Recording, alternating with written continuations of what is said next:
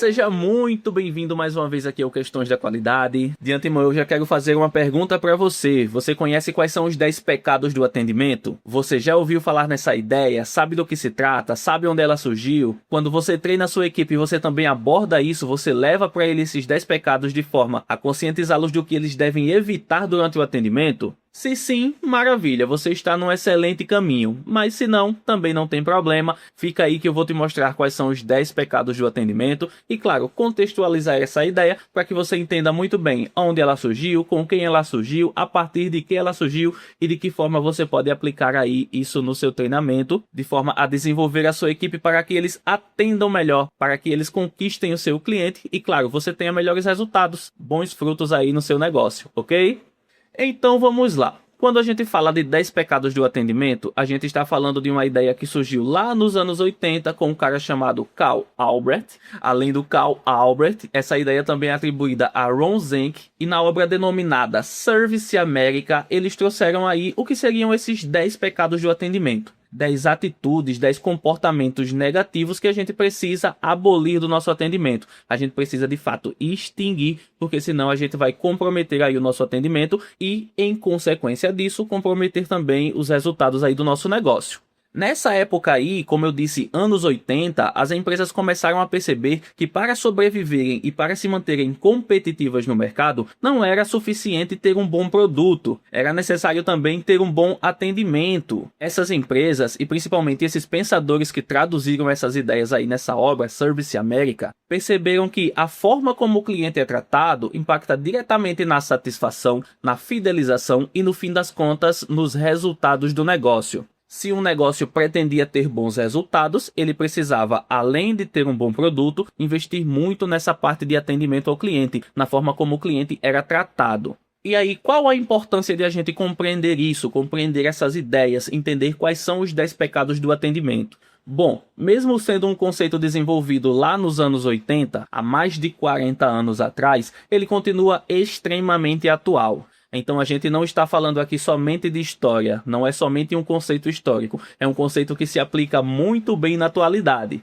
Assim como foi lá nos anos 80, na atualidade a gente percebe que o comportamento no atendimento ainda é um dos principais fatores que definem a experiência do cliente. É claro que hoje em dia a gente fala de inteligência artificial, de automação, de personalização, de tanta coisa relacionada aí à experiência do cliente, mas ainda no fim das contas, a forma como o cliente é tratado impacta e muito na sua experiência. Por isso é tão importante olhar para o atendimento e por isso é tão importante a gente entender quais são os 10 pecados do atendimento. O que a gente precisa extinguir, abolir do nosso atendimento para que o cliente então tenha uma boa experiência, certo?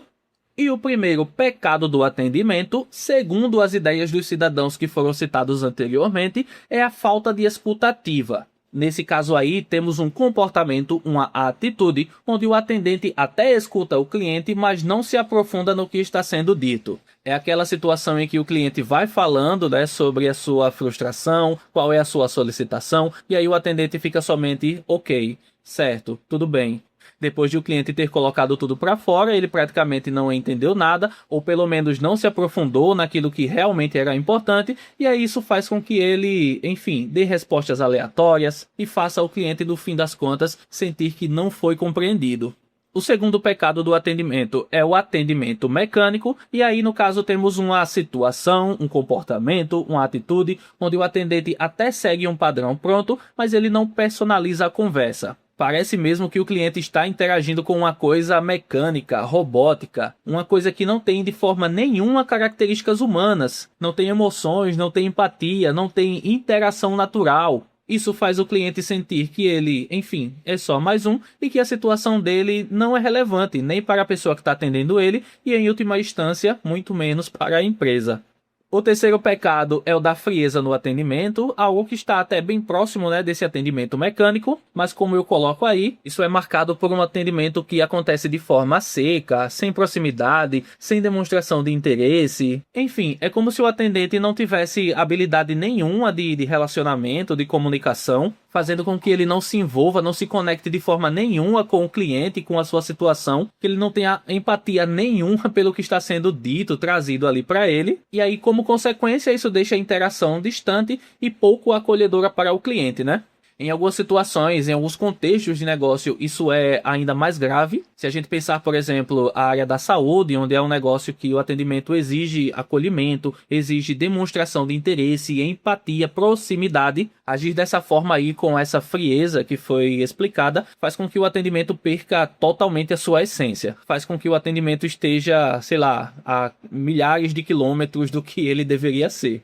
O quarto pecado no atendimento é o da falta de receptividade ou da apatia. E aí o que vai marcar esse pecado do atendimento é uma situação, né, um comportamento, uma atitude do atendente que demonstra desinteresse. Nesse caso aí, deliberadamente, ele demonstra de fato desinteresse. E aí esse desinteresse vai ser refletido, né, no seu tom de voz, na sua postura, na sua forma de responder, enfim. E o cliente percebe, né? E aí vamos pensar no cliente, como é que o cliente fica numa situação dessa. Parece que o cliente está incomodando, né?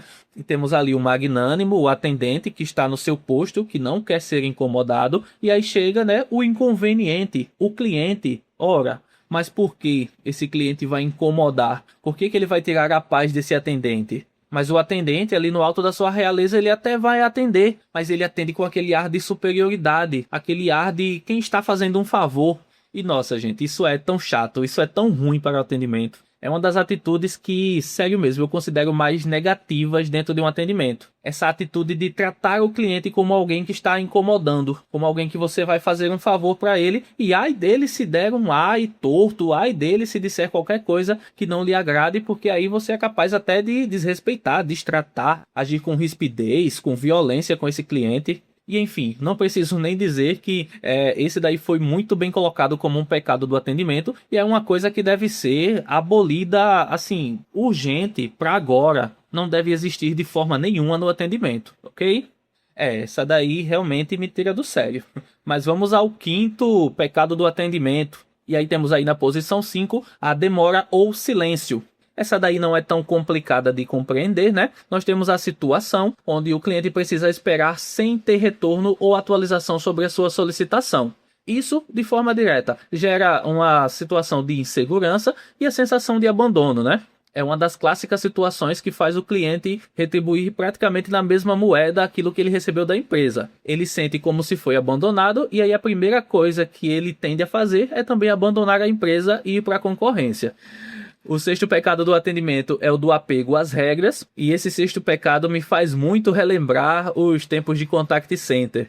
Eu trabalhei por muito tempo em contact center e por diversas vezes eu vi isso acontecer, né? Vi acontecer situações de o cliente não ter uma resolução ou não ter uma reclamação acolhida por conta do apego extremamente rígido às regras. É claro que eu não estou condenando o atendente seguir a regra, até porque isso é preciso, é necessário. O que eu trago aqui como reflexão é que muitas vezes esse apego à regra cegava o atendente de tal forma que ele não conseguia ver outras possibilidades. Possibilidades como, por exemplo, um erro, um descuido, algo que poderia ali ser levado em conta, colocado ali no pacotinho das exceções e ter sido tomado uma atitude ali que beneficiasse o cliente e não necessariamente prejudicasse a empresa, muito menos prejudicasse o atendente. E eu entendo também que às vezes no contact center, né, em algumas empresas, de forma geral, não existe essa autonomia para o atendente observar a regra ali de uma forma mais flexível, mas em algumas situações, até assim, conversando com a gestão, era possível olhar aquilo, conversar assim, internamente e tomar assim, uma atitude que, enfim, ajudasse o cliente e, como eu disse, não necessariamente prejudicasse a empresa ou prejudicasse ali o atendente que abria mão, né, de seguir ali rigidamente aquela regra.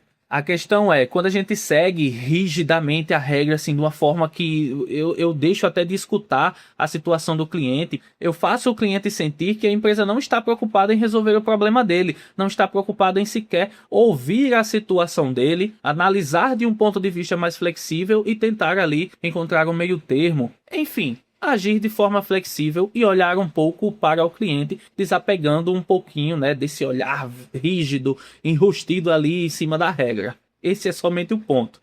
Eu acho que eu expliquei demais esse daqui justamente para não deixar essa impressão de que eu não dou valor às regras, ao processo. Pelo contrário, eu sou o cara que mais defende processo nessa vida. Mas o que eu tentei explicar assim, né, trazendo esses detalhes, essa explicação mais elaborada foi justamente isso. E o processo, a regra é importante, mas às vezes há sim um espaço para olhar de maneira mais flexível, com um pouco de foco no cliente, certo? Só isso, não me condenem.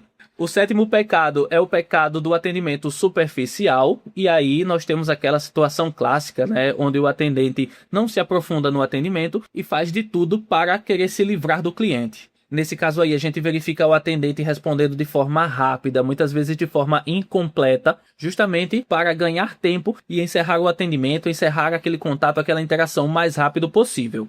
Eu sei muito bem, conheço muito bem o contexto do contact center, que exige, na verdade, que necessita que o TMA seja baixo, mas se a gente olhar somente para o TMA e esquecer da qualidade, a gente vai ter aí um problema. A gente pode resolver o problema do atendimento longo e da produtividade com o TMA baixo, mas a gente pode criar outro problema se a gente só olhar para isso. O problema da falta de qualidade, falta de resolução. A gente precisa saber equilibrar as duas coisas. O TMA é bom, é importante, é necessário, mas igualmente qualidade e resolução são necessários. Só olhar para um esquecendo do outro vai gerar problemas para a operação com certeza.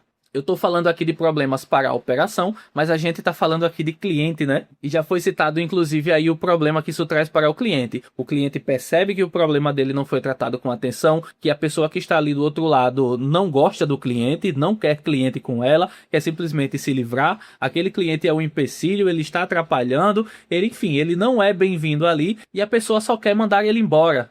E quanto ao problema do cliente, pelo menos foi resolvido? Se foi, é pelo menos só um problema, né? É só o problema da percepção do cliente que fica aí. Mas é preciso olhar para essa situação de forma macro, de forma sistêmica, para a gente acabar não gerando nem problema para a operação, nem problema para o cliente, ok? O oitavo pecado no atendimento é o do jogo de empurra. E aí, nesse caso, temos um comportamento, uma atitude, onde o cliente é direcionado de um atendimento para outro sem solução.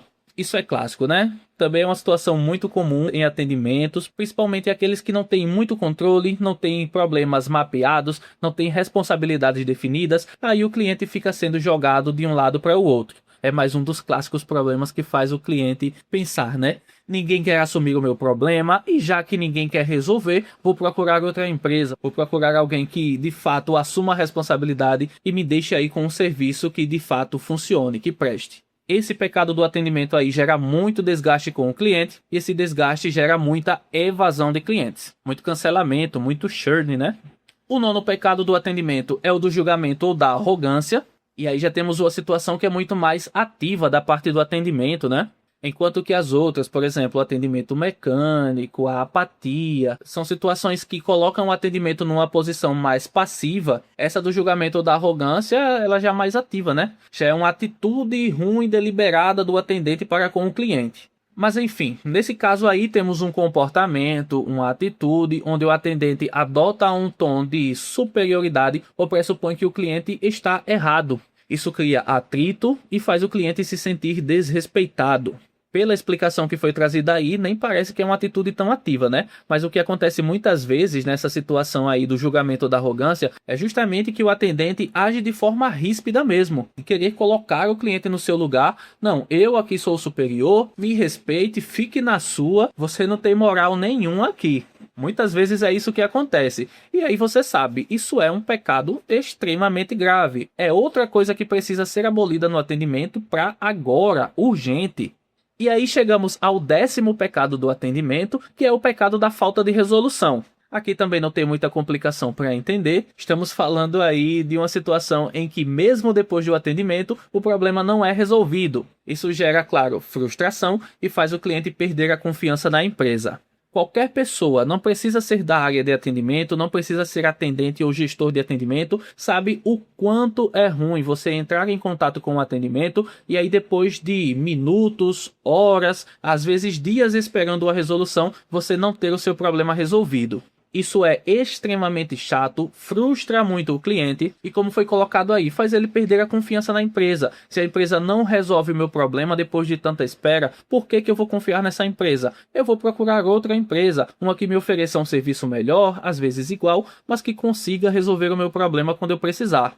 A questão aqui, gente, não é o cliente ter problemas. A questão é o cliente ter um problema e ele ser resolvido. Se ele não é resolvido, aí a confiança realmente é perdida. Aí realmente o cliente vai querer ir embora para a concorrência.